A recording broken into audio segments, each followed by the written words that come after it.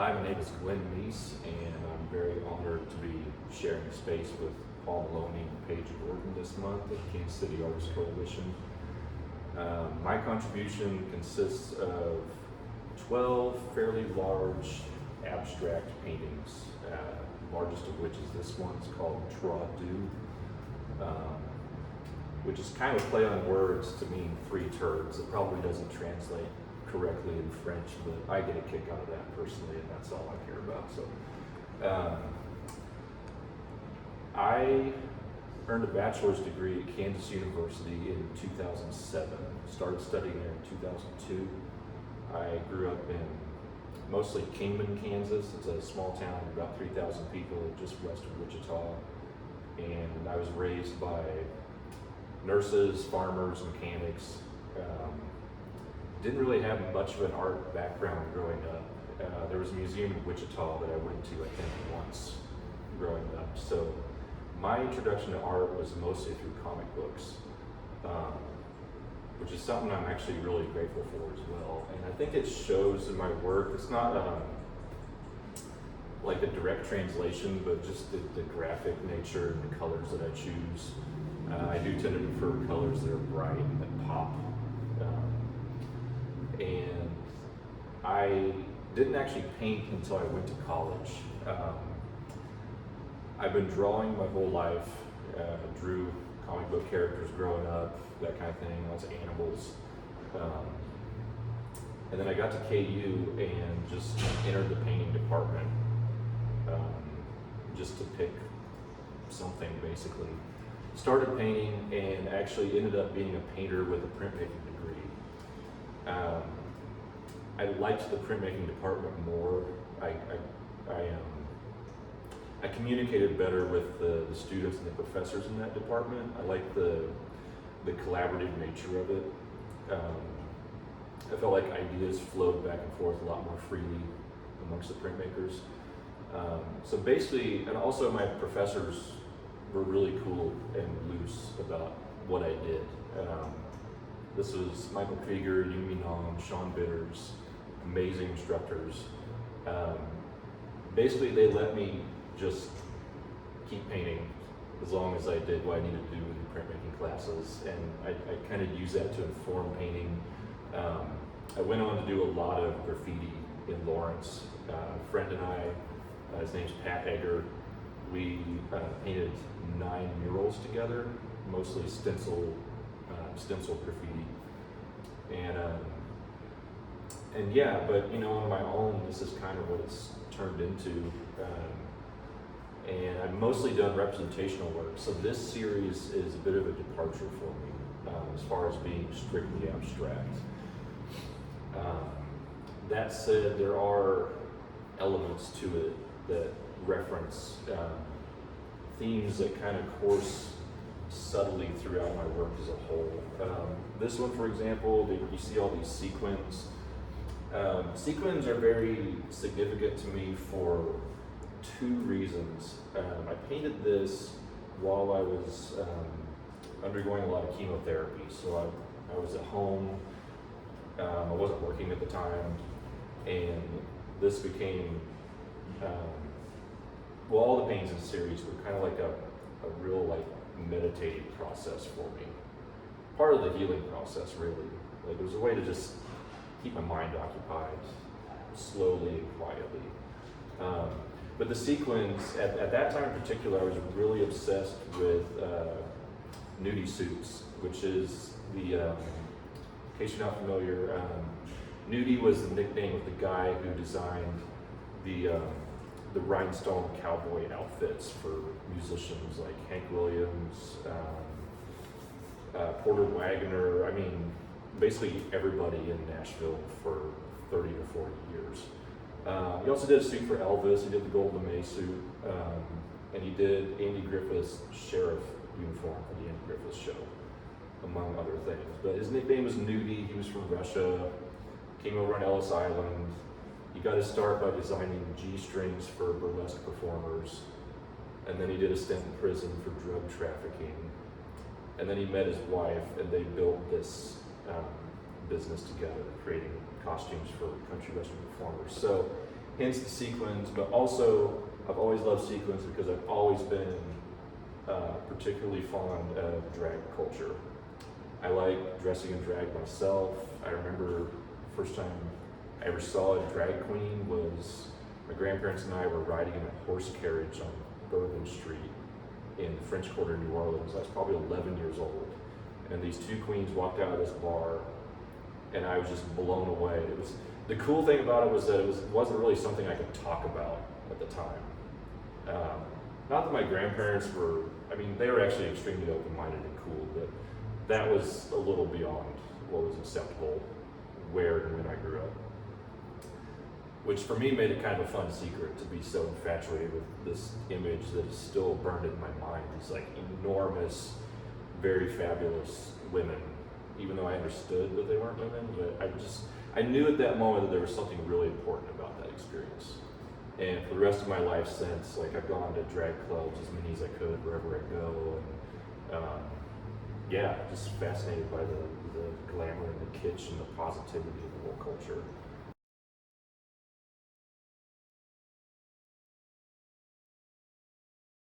In terms of process, I would say that, well, all but one of the paintings in this show, I started working on without any notion in mind of what the result was going to be. And in fact, most of these paintings have been 4 or 5 other paintings that I'll flip and work over. A lot of these canvases are 10 to 15 years old. I think some of them might even been built in college. So they've been several paintings over time. And what's nice about that is that the layers are already built up, and I try not to let that inform what I add to it too much. So basically I'll take an old painting, flip it, and usually how it works is I'll just start mixing whatever color feels good at that moment. In this case, it was a red, but it wasn't this red.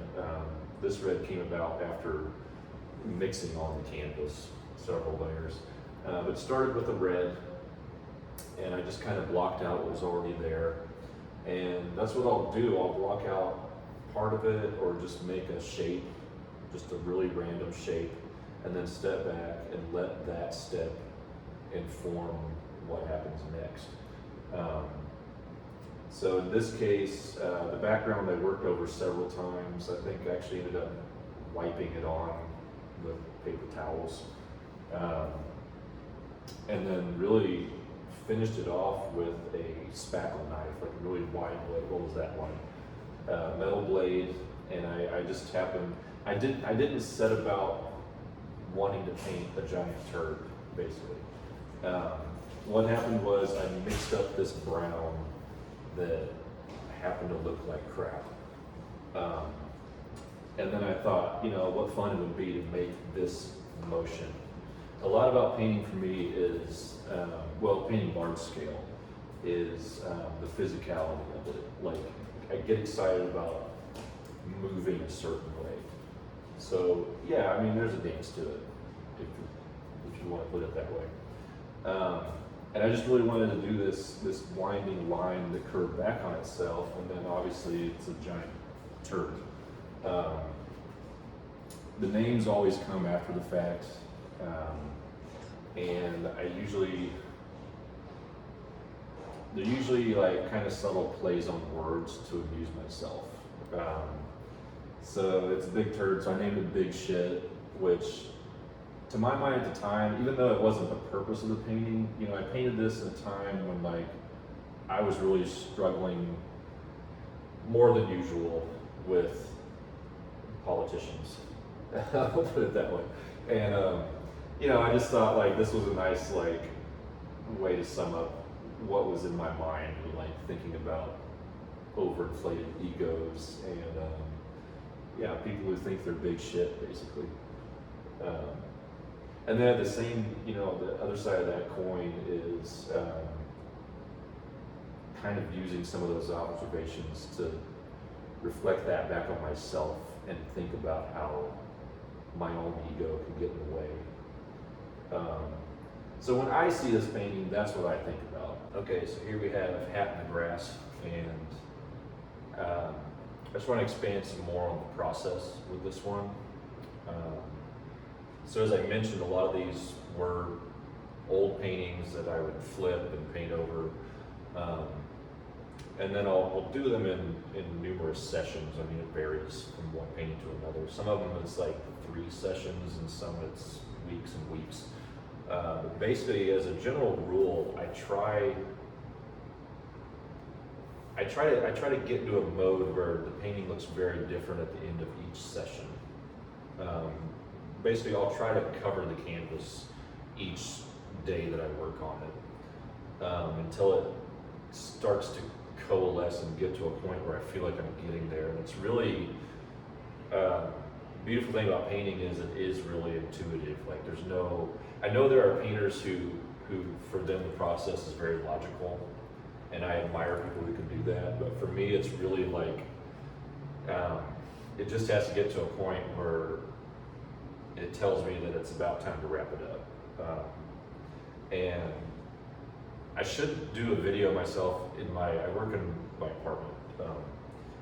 I should set up a camera because I'm sure it looks absolutely ridiculous, because I will like paint and then go sit in the chair and stare at it and talk to it, and then I'll go stand in this corner and then go to this corner, and it's like having a conversation with this inanimate object on the wall or on the floor. Sometimes I just prop them on the floor and paint them. But basically, you know, it's layers and layers and working over and over again. And then when it gets to that point, that's when I have this other goal of wrapping it up basically as simply and with as few brush strokes as possible. That's kind of like the ideal situation for me. So with Hat in the Grass here, there were several layers, and then it ended up being basically just this orange and green. And then I just thought of cowboy hat. I'm really into country western culture in general. I kind of grew up. I was in some rodeos as a kid. We had horses. That was a big part of my life. So I'm going to paint a big cowboy hat, and basically it's just 2 colors. You know, a big field of blue, and then I try to paint each of these in one stroke, like these lines. And because really, like, simple is always better for me. I don't know about you. And then to get the grass, I just scratched out vertical lines in the green to get that texture. It's very cartoony. I like that. My printmaking professor, Michael Krieger, came to the show, and we kind of walked through and looked at these, and he noted how a lot of these look like comic book panels, which was really cool to hear. It wasn't in my mind when I made them, but I like that other people see that resemblance. It's also, I was thinking about favorite artists. That's a list that's constantly on rotation for me. And it's interesting now.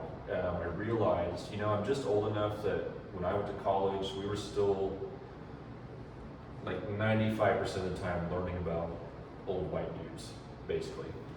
And so I do, like, a lot of my favorite artists are, 2 that are always with me are Philip Guston and David Hockney.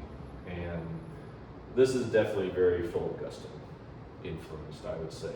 Just kind of like this big, lone, cartoony object, something I'm particularly drawn to. But now, my other favorite artists are like non-binary women and queer artists that I see on Instagram. And that's the really cool thing about social media, is that we have so much more access to artists who don't fit the quote-unquote mold of what we've learned in art history. And in museums, because these people are still way underrepresented. So I'm also, you know, these days I'm looking at people like Nadia Waheed, Kelsey Schwetz, a friend of mine from school, Jim Deerdorf, is one of my absolute favorite painters. I feel like we both have a fondness for similar colors in particular. So yeah, it's kind of a funny, like, toning that line down. So this painting, Cape, is kind of an outlier in this series. It's the first one that I made in this series, and it's the only piece that is an actual representation of an object. It's a still life. And what it's a painting of is a silk brocade Japanese cape that I acquired from an old job where I used to restore antique textiles, which is another thing that really informs a lot of my work in kind of subtle ways, is textiles, history of textiles. I did that for 7 years and was constantly reading about history of textiles from around the world. And this is also different because it's the only painting that was done in one go, and it's basically just one layer. It's on linen. It's the only thing I've ever painted on linen, but I'd like to do more. It's a very delightful surface to paint on. I actually got the linen from that old job too. So yeah, I basically just hung up the cape and painted it really just as quickly as I could, because that's another thing for me with painting, is not to get too hung up in detail or overworking it. Or maybe more accurately, to express detail as quickly as possible and let it come through in the form of happy accidents. I feel like you get better at that as you progress as an artist, and it just kind of comes more naturally. You know, obviously when you're starting out, I remember at KU, it was just, every painting was a real hassle. I mean, I loved it, I wanted to do it, but it was just like, back then it was copying in still lives and copying other people's work, and it was very slow. And it's this series, I feel like, was a real, it's when I really turned a corner with this one, where all of a sudden things were just flowing a lot more quickly. And I think that has a lot to do with just years of practice, but also I think the fact that I was sick and weak when I made these has a lot to do with that as well, because I was literally just painting to pass time, basically. There was no expectation. I didn't know I was gonna put these in this show, basically. So it was just fun, and it was something physical to keep me occupied, and I just wasn't thinking about it. And I was really delighted at the results of that what came out just kind of subconsciously was probably better than anything I've painted before. And just a real quick note about this painting. This is called Better Mousetrap. And my friend's son asked me what I meant by that. And when I see this painting, it immediately reminds me of the board game Mousetrap. And he didn't know what that meant because he's very young and he didn't grow up with Mousetrap. But hopefully some of you are familiar. So basically, like, this loop here is the ladder with the old dude who dives down, and then this is like the cage that falls on the mouse, in my mind.